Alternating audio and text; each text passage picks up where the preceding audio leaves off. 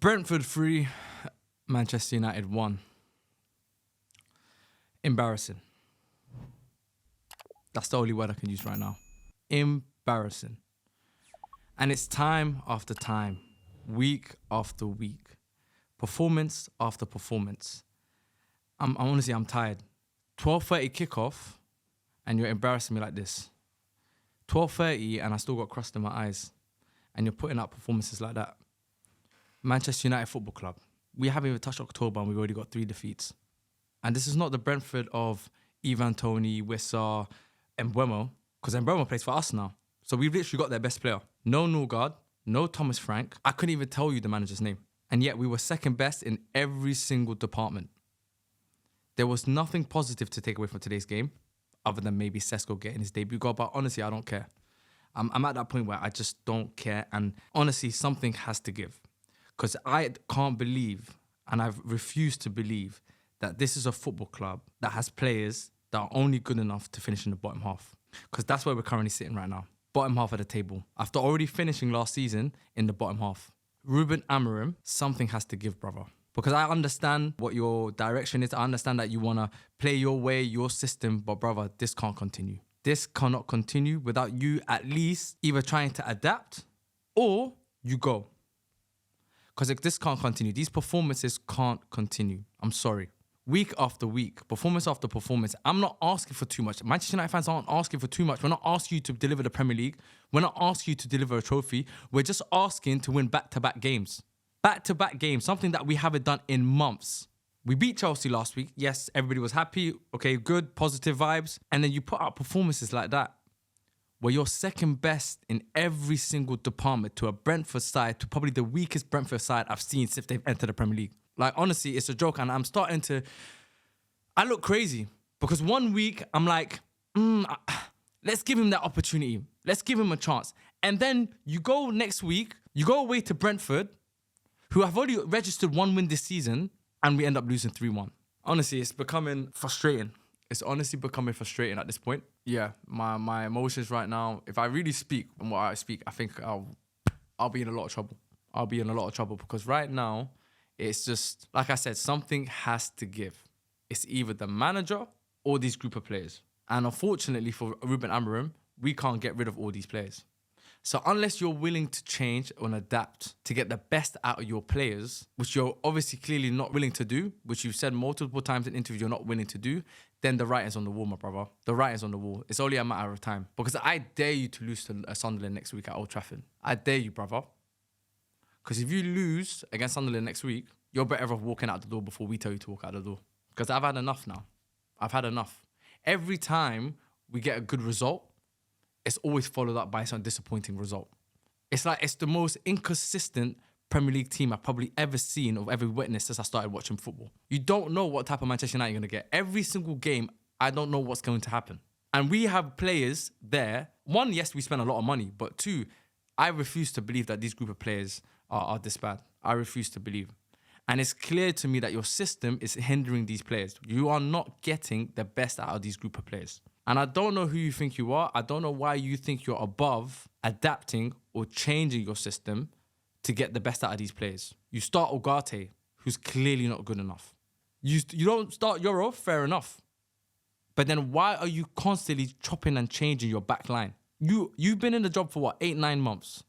And you can't give me a consistent back line. You can't give us consistent performances. You are making Cunha and Mbeumo, who last season were statistically one of the best attackers in the league last year, top 5, and they are starting to look average now. And Mbeumo was Brentford's best player last season. He did not look like that on the pitch today. And I refuse to believe that Mbeumo is a bad player. I refuse to believe that Cunha is a bad player. I refuse to believe that Sesko is a bad player. I refuse to believe Mainu is a bad player. Bruno is a bad player. I refuse to believe that. So something has to change.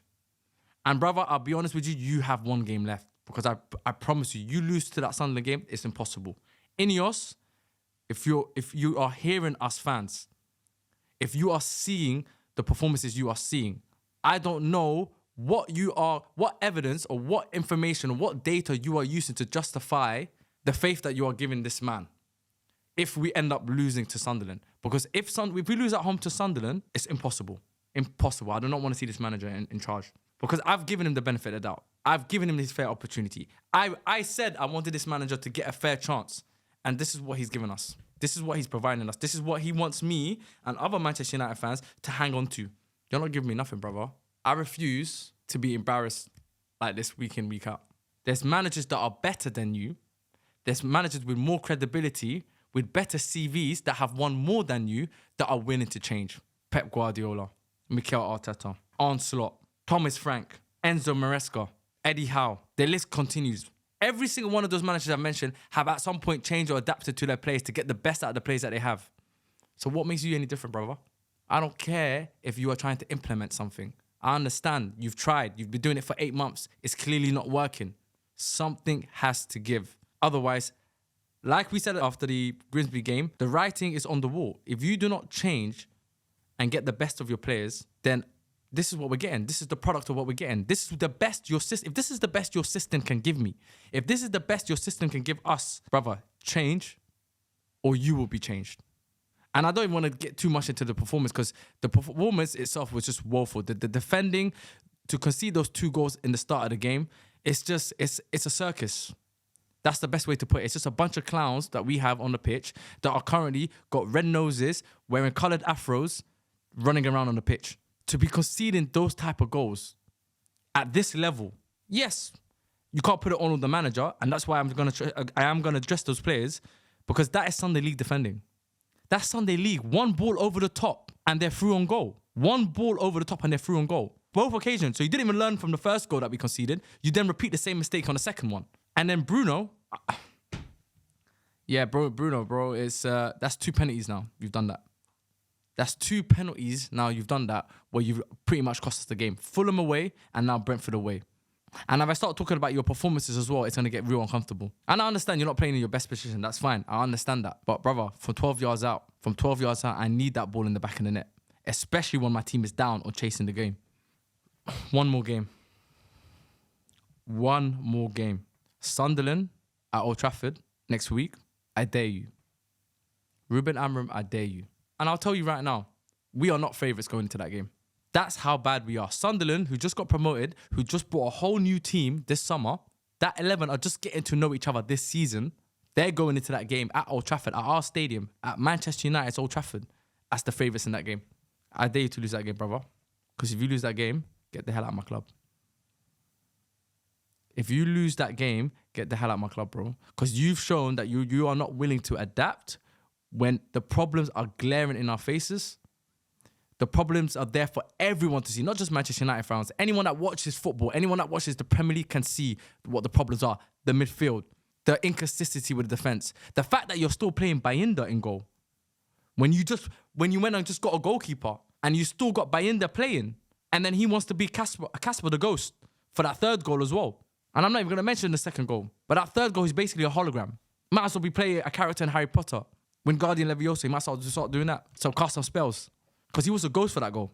And yet, your new signing, the goalkeeper that you wanted this summer, is sitting on the bench. Why? What are you waiting for? Donnarumma just arrived at Man City, first game, first opportunity he's playing.